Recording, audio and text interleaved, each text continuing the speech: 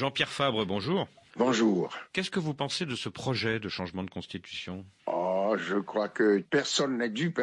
Tout le monde a bien compris que M. Faure-Gnassingbé essaye de trouver un subterfuge qui lui permet d'échapper à la limitation des mandats. Il veut rester au pouvoir indéfiniment. C'est triste qu'après 20 ans, il se livre à ce jeu-là. Et puis, dans cette affaire, personne ne se préoccupe de ce que pense le peuple togolais. Je pense que le Togo est devenu le champ d'expérimentation d'une poignée d'affairistes africains qui se réclament du panafricanisme et qui, à mon sens, ont trouvé un chef d'État opportuniste pour appliquer leurs thèses qui lui conviennent pour rester au pouvoir ad vitam aeternam.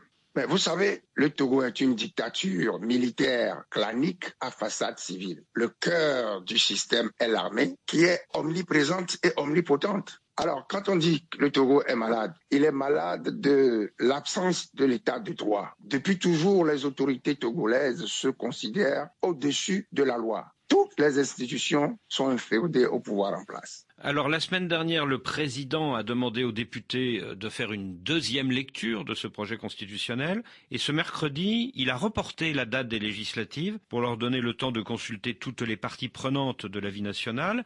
Est-ce que ce n'est pas un geste d'ouverture ? Non, mais quand on a écouté M. Bawara hier, on comprend qu'il dit qu'ils veulent consulter le peuple, mais dans le même temps, il affirme qu'il ne s'agit pas de revenir sur le vote du changement de constitution. Alors, je dis simplement, il raisonne à l'envers. C'est avant de voter la modification constitutionnelle, surtout s'il s'agit d'un changement de régime, qu'il faut lancer un grand débat dans tout le pays. Car les députés, à mon sens, ils représentent le peuple, mais ils ne remplacent pas le peuple. Les députés ne décident pas à la place du peuple. Et donc je dis, on raisonne à l'envers, car ce n'est pas la queue qui remue le chien, mais c'est le chien qui remue la queue, comme le disent les anglo-saxons. Si le bureau de l'Assemblée nationale vous propose un rendez-vous, Jean-Pierre Fabre, pour discuter de ce projet constitutionnel, est-ce que vous irez ou pas à ce rendez-vous ? Je ne peux pas le dire quand je connais le sort qui est réservé aux discussions du cadre permanent de concertation CPC.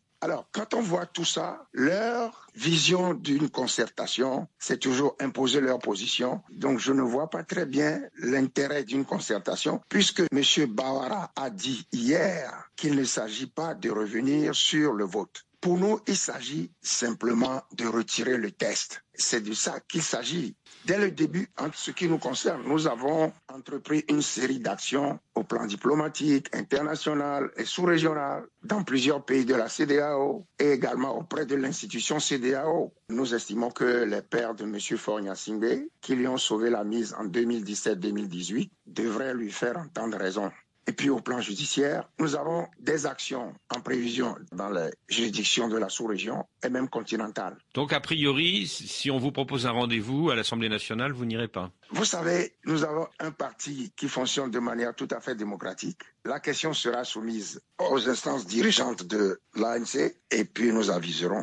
Mais je pense qu'il n'y a pas beaucoup de chance. Ce qui nous intéresse, c'est le retrait pur et simple de ce test. Si on va semer la confusion en se prêtant à ce jeu-là, après on nous dira, on a consulté, ils étaient tous d'accord, et puis c'est tout. Mais c'est ce qu'ils font habituellement. Mais si vous refusez de dialoguer, est-ce que vous ne craignez pas qu'on dise que vous êtes dans une logique d'obstruction ? Ça ne nous émeut pas si on nous accuse de faire du blocage, surtout par rapport à ce qu'ils viennent de faire. Un changement de régime dans l'ignorance du peuple. Si ces gens-là veulent nous accuser, nous sommes prêts à prendre toutes les accusations. Sur le fond, Jean-Pierre Fabre, il est prévu donc de passer à un régime parlementaire où le nouveau chef de l'exécutif, le président du Conseil, sera élu par les députés, comme en Allemagne, en Italie ou en Grande-Bretagne, et ces trois pays sont des démocraties. Est-ce que ce n'est pas une occasion de donner plus de pouvoir au Parlement togolais et de créer peut-être les conditions d'une alternance démocratique ?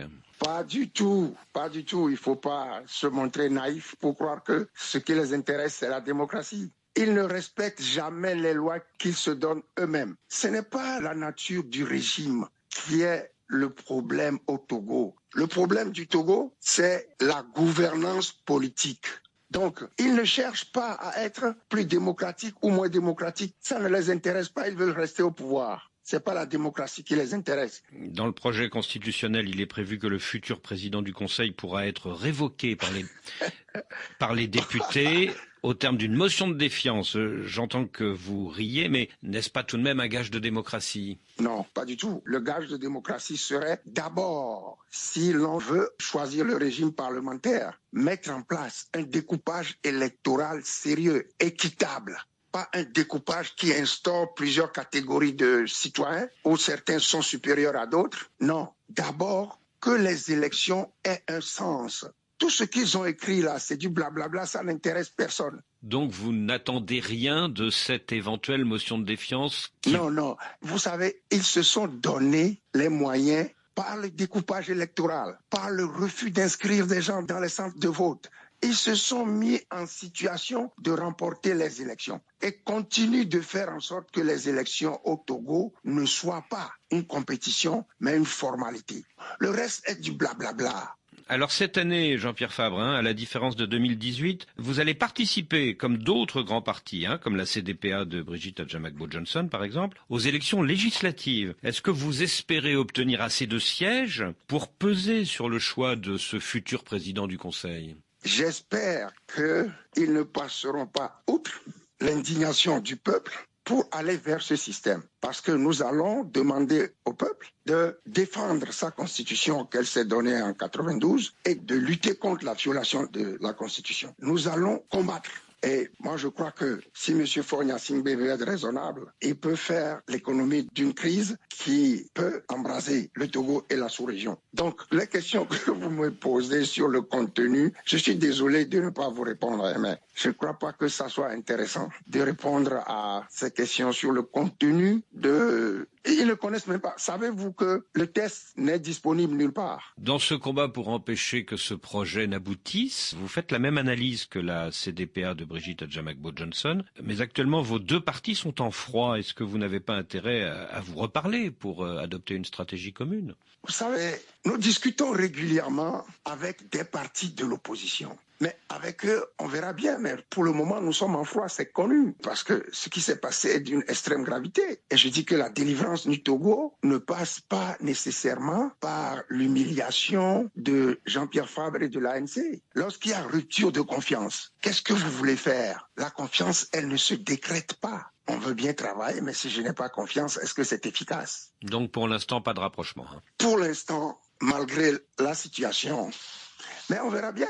On verra bien. Jean-Pierre Fabre, merci.